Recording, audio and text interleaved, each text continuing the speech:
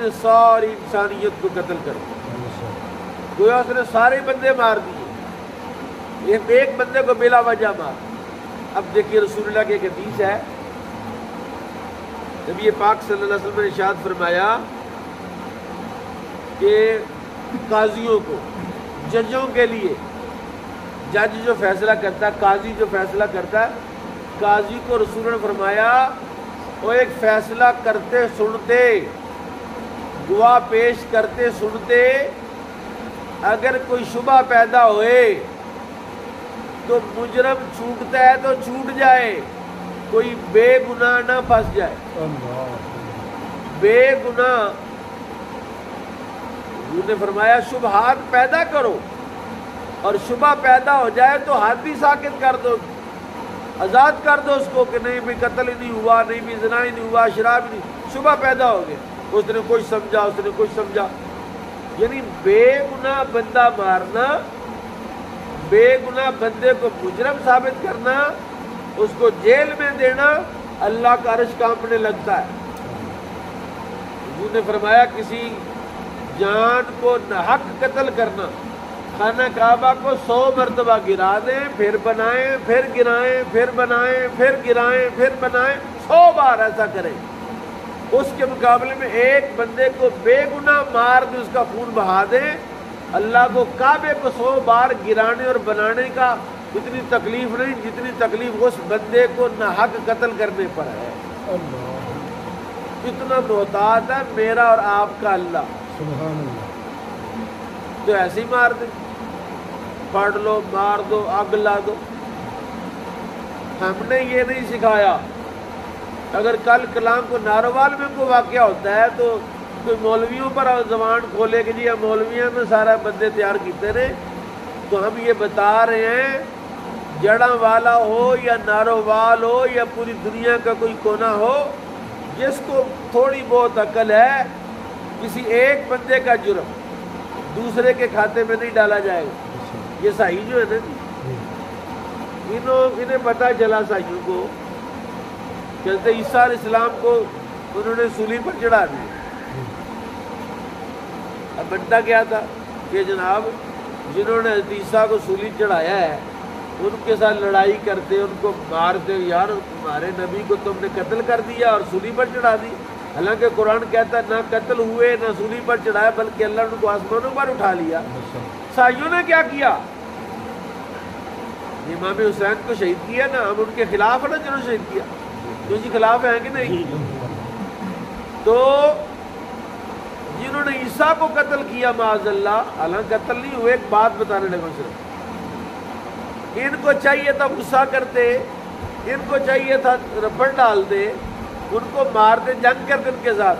انہوں نے کہا اچھا چلو لڑائی تو کرنی نہیں، ایسا ہو گیا حضرت عیسیٰ سولی چڑھ گئے، قیامت تک جتنے بھی عیسائی شراب پئیں گے، زنا کریں گے، بدکاری کریں گے، بندے ماریں گے، گناہ کریں گے، سب کے گناہوں کا کفارہ عیسیٰ کا سولی چڑھنا ہوگا، کرے کوئی پڑے کوئی۔ یعنی جرم کریں یہ عیسائی اور سولی حضرت عیسیٰ چڑھیں اور ان کے گناہوں کا کفارہ ہو جائے، یہ کوئی بے وقوفی کر سکتا ہے؟ کوئی عقل مند ایسا عقیدہ رکھ سکتا؟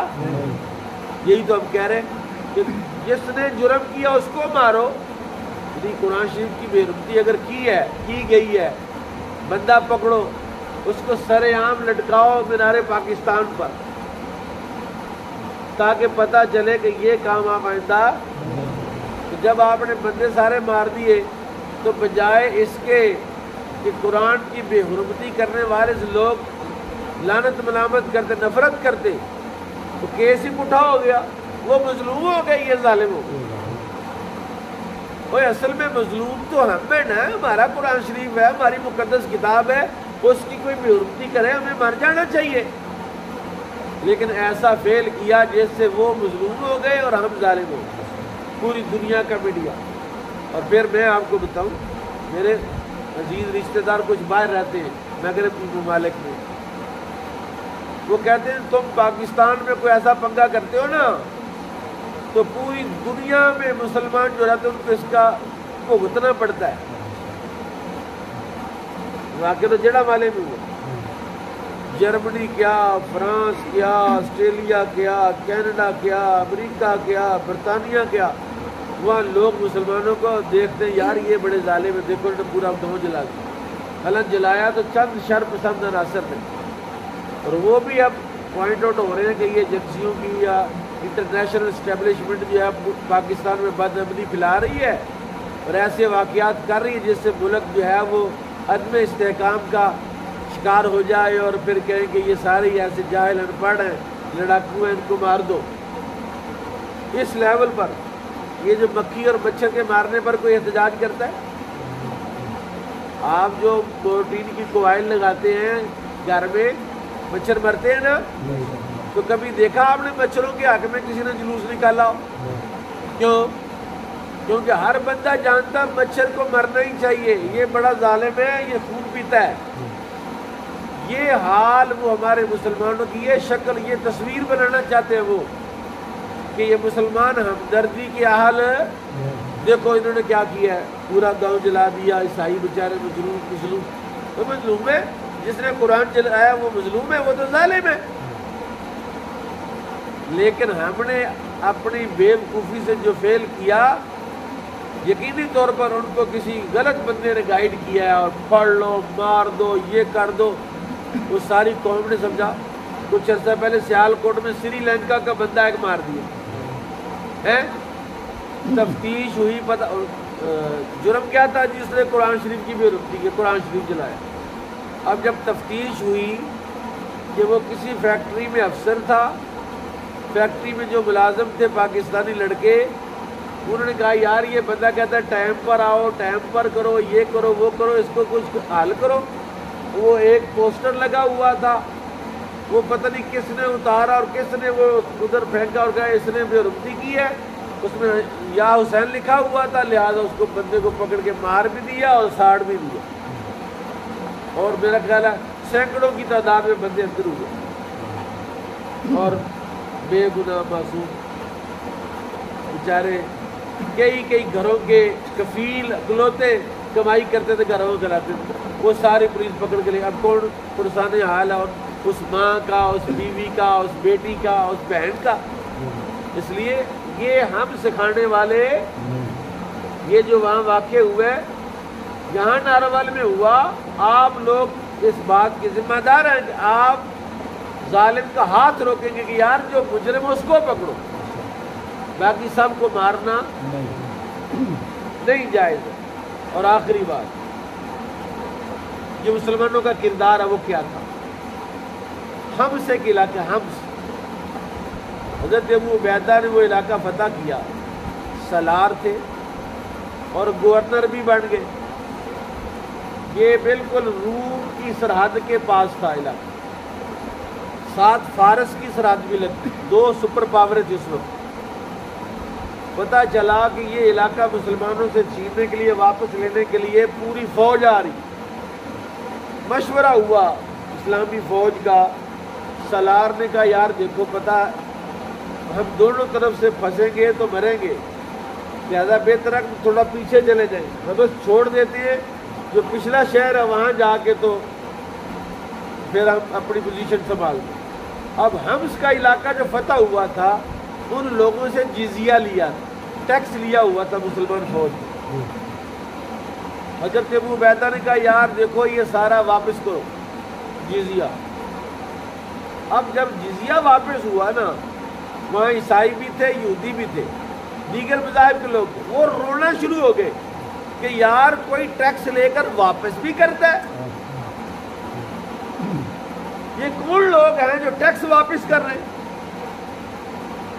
انہوں نے کہا ہاتھ جوڑے کہ آپ ٹیکس رکھیں، انہوں نے کہا نہیں، ہم نے چونکہ ٹیکس لیا ہے تمہاری حفاظت کریں گے، اب ہم چونکہ واپس جا رہے ہیں تمہاری حفاظت نہیں کریں گے، لہذا تم اپنا ٹیکس واپس لے لو۔ کہتے ہیں انہوں نے قسمیں کھائیں کہ اگر یہ رومی آتے اور انہوں نے ہم سے جزیہ لیا ہوتا، یا فارس آتے اور انہوں نے جزیہ لیا ہوتا، تو وہ واپس تو دور کی بات ہے، جاتے وہ اور لوٹ کر لے جاتے۔ کہ تم کس قسم کے لوگ ہو کہ ہمارا جزیہ لیا وہ بھی واپس کر رہے؟ یہ تعلیم ہے اسلام۔ سبحان اللہ، نعرہ تکبیر۔ نعرہ رسالت، نعرہ حیدری، عظمت و شان مصطفیٰ۔ کسی علاقے میں مسلمانوں نے علاقہ فتح کیا، کیونکہ رسول پاک کی تعلیم ہے بچوں کو قتل نہیں کرنا، بوڑھوں کو قتل نہیں کرنا، فصلوں کا نقصان نہیں کرنا، درخت نہیں کاٹنے۔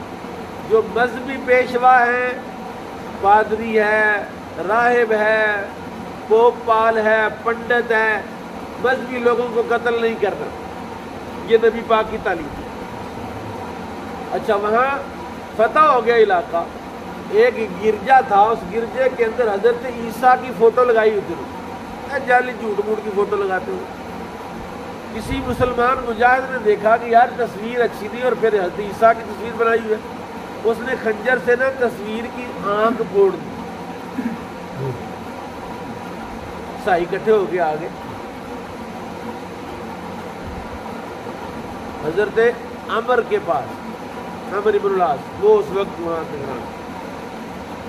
ان کا جناب یہ ہمارے مقدس چیز کی توہین ہوئی ہے۔ پوچھا کیا چاہتے ہو؟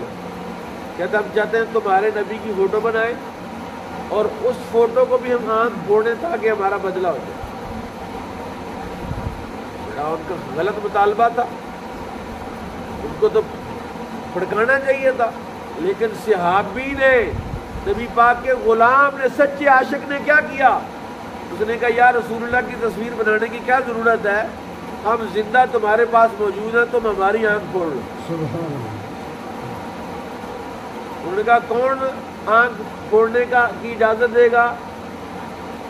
گورنر خود اٹھ کے تو پادری کو پکڑاتا ہے خنجر، کہتا ہے میری آنکھ پھوڑ، اس کی دل جوئی کے لیے۔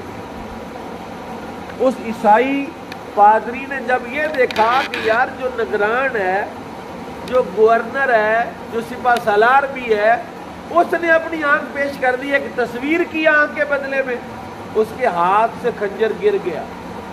اس نے کہا یہ کون؟ امن پسند کون؟ دنیا میں کبھی ناکام تم نے تو ہمارے دل جیت لیے۔ اب کہاں حضرت عمر کا کردار اور کہاں جڑا والوں کے اس اوباش اور بدماشوں کا کردار؟ یہ اسلام کی تصویر نہیں ہے، اور اس کی بے شمار مثالیں۔ یہ حضرت سعد بن ابی وقاص کسی علاقے کو فتح کیا تو کسی مسلمان مجاہد نے کسی بندے کی، اس علاقے کے عیسائی کی یا جو بھی تو ناک کاٹ دی۔ اب ظاہر جنگ ختم ہو گئی، ناک کاٹنے کا مقصد ہی نہیں تھا۔ وہ آ گیا گورنر کے پاس کہ میری ناک کاٹی آپ کی کسی سپاہی نے۔ پوچھا کس نے کاٹی ہے؟ کوئی نہیں مانا۔ انہوں نے کہا کل تم آؤ فیصلہ کریں گے۔ کل اور رش ہو گیا کہ ناک کے بدلے کان، کے بدلے دانت، کے بدلے قرآن کے دوا کتبنا علیہم ان النفس بالنفس والعین بالعین والانف بالانف والاذن بالاذن والسن بالسن والجروح قصاص۔ جان کے بدلے جان، آنکھ کے بدلے آنکھ، کان کے بدلے کان، ناک کے بدلے ناک، دانت کے بدلے دانت، اور زخم کا بھی قصاص۔ صبح ہوئی جناب، بڑا رش پڑ گیا کہ کون ناک کٹوائے گا۔ تاریخ ہوا ہے کہ حضرت سعد نے آگے بڑھ کے اپنی ناک پیش کی، میری ناک کاٹ۔ ہوا کیا؟ آدھے سے زیادہ غیر مسلمانوں نے اس کردار پر کلمہ پڑھ کے مسلمان ہو۔ تو یہاں کیا ہوگا؟ یہاں انہوں نے وہ جرمنی میں مسجد کے اندر آ کے فائرنگ نہیں کی تھی اور کتنے بندے مار دیے تھے۔ اس طرح کے جنونیوں کو موقع ملتا ہے کہ یہ دیکھو ان کا حال یہ ہے اور ہم بھی ایسا ہی کریں۔ کیا انہوں نے، اور بھگتے کہ جرمنی والے مسلمان۔ ظلم نہیں؟ بولو تو صحیح۔ اور ظلم نہیں ہے اپنے مذہب کی، اپنے وطن کی، اپنے لوگوں کی بدنامی کا باعث بننے سے کی بجائے ان کو ایسے لوگ لگاؤ جو سکھائیں، کوئی شعور، کوئی عقل سکھائیں، جذبہ نہ سکھائیں۔ ایسا نہیں ہے بھائی، اسلام اس کی اجازت اللہ تعالیٰ ہمیں دین کی سمجھ عمل کی توفیق عطا فرمائے۔ وما علی الا البلاغ، کوئی سوال ہو تو ارشاد کرو۔